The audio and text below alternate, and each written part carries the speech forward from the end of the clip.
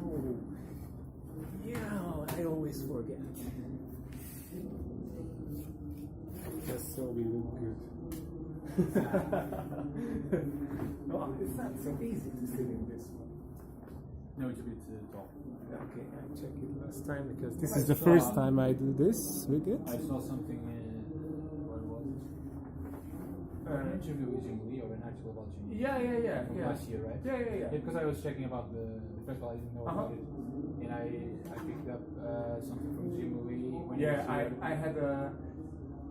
I recorded one of his drawing demos. Yeah, exactly. Well. That was it. Yeah, that was it. I think that's good because last year they really messed up the interview parts. Yeah. So this year I wanted to make sure that I get who I want and what I want, because last year I couldn't get to Jim Lee in time and I couldn't get to anybody else either. So, yeah, that's bad. Yeah.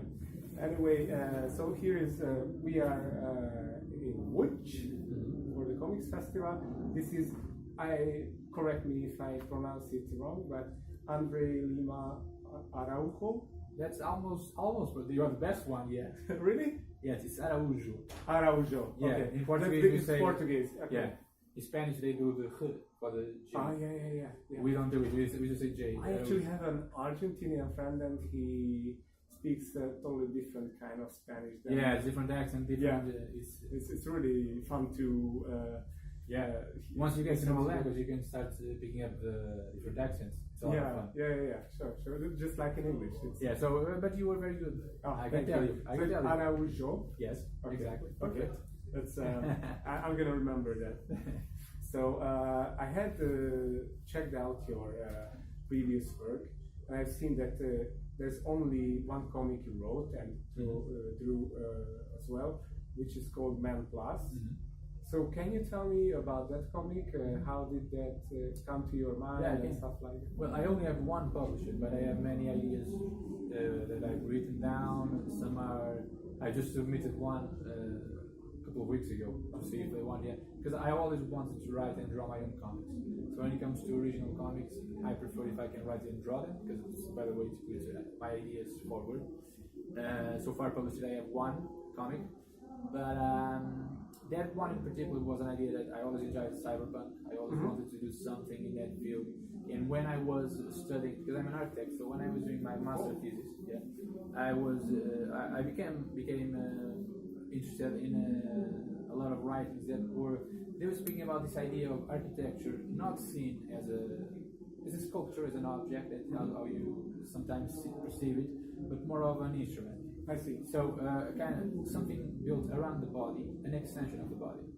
So from that I got to writings of a bunch of people that were writing about cyborgs and stuff like that. And now, so the thesis was called prosthetics. Yeah. And architecture is seen as a prosthetics thing.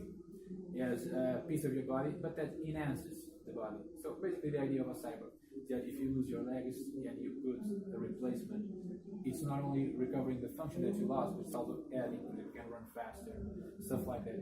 So I read a lot about it, and if you can buy the book in Polish, you should. Really? Yeah, in Polish, in Tim Offer. Ah, that's pretty good. I'm gonna check it out. Yeah. And if you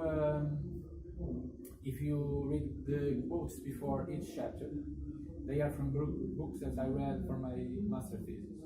Oh. So it's all that, So that's where most of my ideas come from. Because of course, if you talk about cyberpunk, you go to the artificial intelligence, to the cyborgs, to the enhanced humans, stuff like that.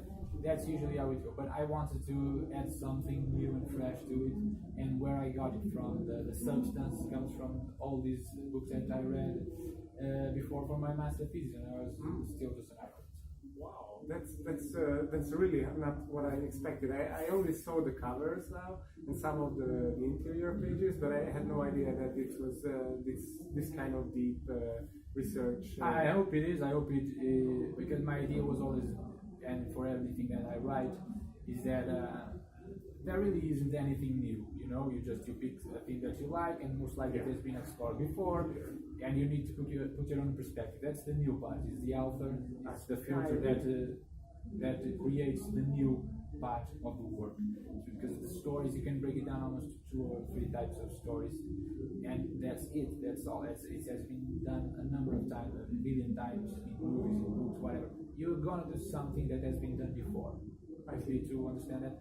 And if you filter through yourself, if you're making a comic, read something about it that's not only on the comics. If you're making a movie, you need to broaden your scope. Otherwise, you're going to be making a version of a version of something. Yeah. So you need to make a version of something that's a bit more abstract. So usually I inundate myself with references. So I avoid copying something very specific. That's how I do it. So that's why the book is set in Portugal, for example, is different. The book has that inspiration from those writers, it's different. My art style is different. So all these little different things put together, I think, make for an original book, and with some sort of new substance that you can take from it.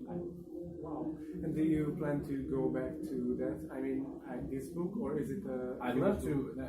This is a finished story, so if you pick it up and you read, you have a nice story. Yeah, it's like a movie. I really have to get this. I hope I can just buy it from the internet. Yeah. So you can read this one. It's a complete story, and my idea was always to make this complete story that I could leave it there if that was it. But I have ideas for new stories. I hope to one day get to it again. This is the best kind of way to approach a story. I think it is because, particularly if you are launching a new title, unless you are a big writer like Brian Vaughan or Brian Bell or someone like that, people are going to buy it. So you can think, okay, I'm going to do 30 issues of this book.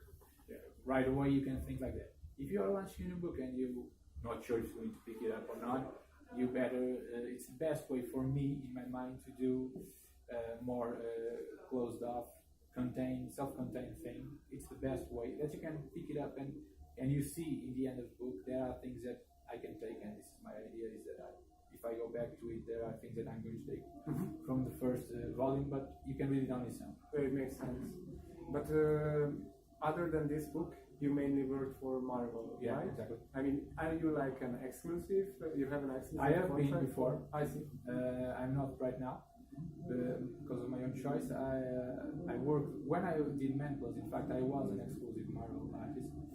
I signed the contract with them, but I already had agreed with Titan Comics, which is the original English publisher for the Man Plus book, to draw the book. So the only thing that I asked Marvel was if and when, in mutual agreement, we can say, okay, I can take 6 months off to draw this thing. Is that a problem for you? And they said no, and they had it in the contract. I was exclusive except for Man Plus. So I drew that. That's nice of them. Yeah, they are very nice people. Yeah, that's because you've worked on one of my favorite series ever.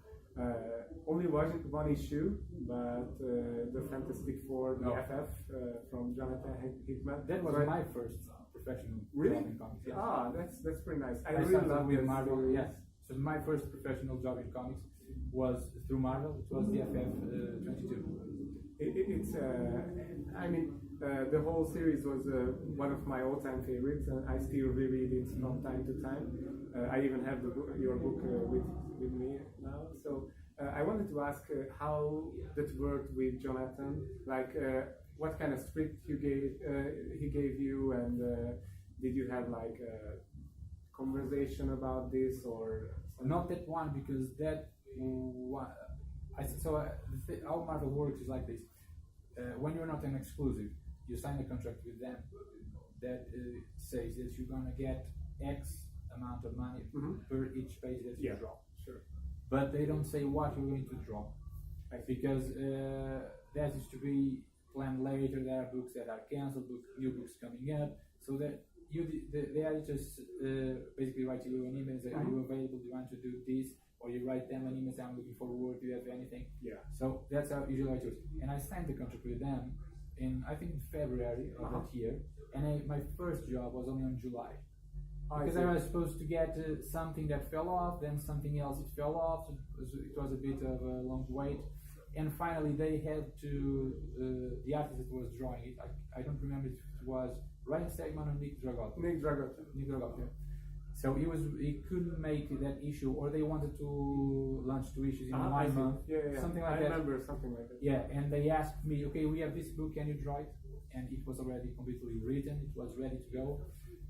Jonathan was very nice. He just, he wrote me an email saying this is the book, do your best, feel comfortable with it. If you want to change anything, usually the best writers are like that. They allow the artist to do his thing. Yeah. So I drew. The script was closed, completely done. Jonathan is a great writer, so it works perfectly. You don't need to do much about it. Sometimes I add panels, I change things in pages. Of course, I say the editors if they agree, to the writer if he agrees or not. But I do changes in. Usually, Jonathan's scripts are very clear,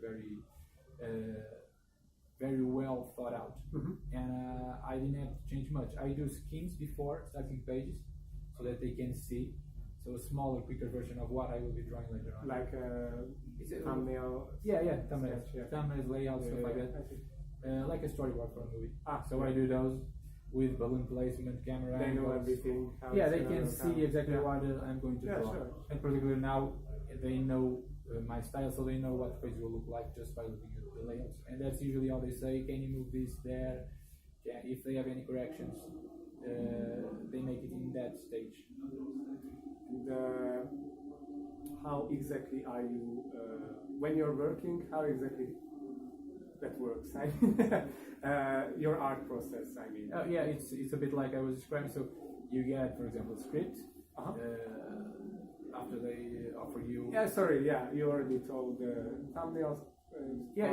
I read the script. Yes. So I usually take a read just to get a sense of the story. So I read it, not worrying about the story, what I'm going to do yet. I just read it as a reader, basically. And you get the story, the dialogue, how it goes, what type of story it is. And then I take another pass, and during that pass I start thinking about pages.